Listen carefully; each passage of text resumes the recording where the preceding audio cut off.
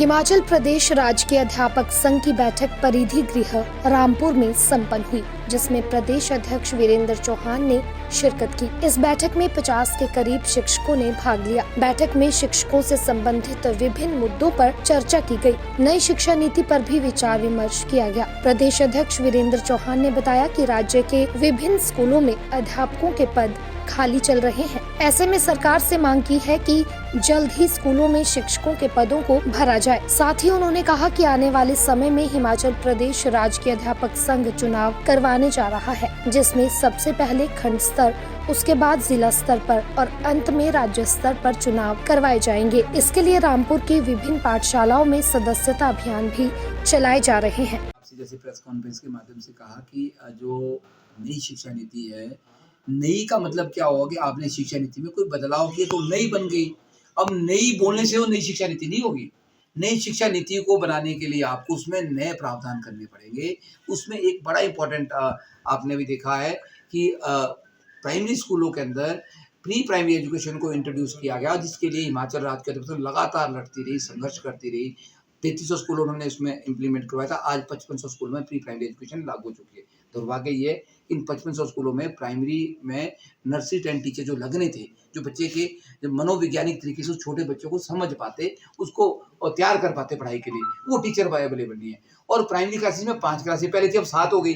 और 5 क्लासेस में 5 टीचर हमारे चाहिए थे, वहाँ पे कहीं 1 है, कई स्कूलों में 300 कुछ स्कूलों में तो टीचर ही नहीं है, किसी में सिंगल टीचर है कि नहीं। तो हमारे को 5 क्लासेस के लिए 5 टीचर प्राइमरी में चाहिए।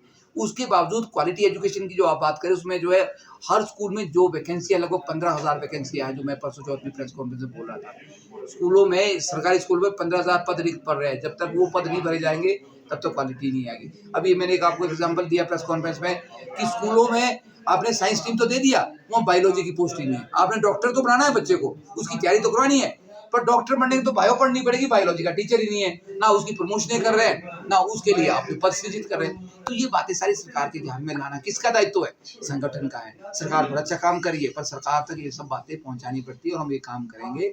ये क्वालिटी एजुकेशन पेपर लेने से नहीं आएगी। आपने बच्चे का टर्म 1 टर्म 2 कर दिया और बच्चे के 4 महीने खराब कर दिए और बच्चे से दुगनी फीस लेनी शुरू कर दी। गरीब पेरेंट्स हमारे पास है, गरीब बच्चे स्कूलों में आते हैं, तो उससे क्वालिटी नहीं आएगी। क्वालिटी एजुकेशन के लिए आपको बेसिक जो है वो स्ट्रक्चर तैयार करना पड़ेगा। इंफ्रास्ट्रक्चर चाहिए, स्मार्ट क्लासरूम हमारे को बनाने पड़ेंगे। उसकी दिशा में काम हो रहा है।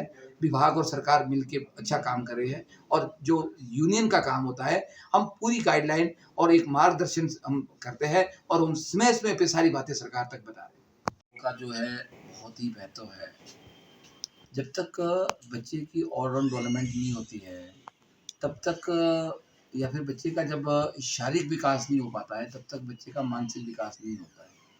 तो उस दृष्टि से खेलों को जो है जोड़ा गया है और हमारा उसमें सरकार से ये रहता है कि भाई जो खेल के लिए जो ग्राउंड है उसको बनाया जाए। सरकार उसमें प्रोत्साहन भी देती है, ग्राउंड के लिए पैसा भी देती है और जो वहाँ पे इक्विपमेंट चाहिए स्पोर्ट्स के लिए वो भी प्रोवाइड कर रही है।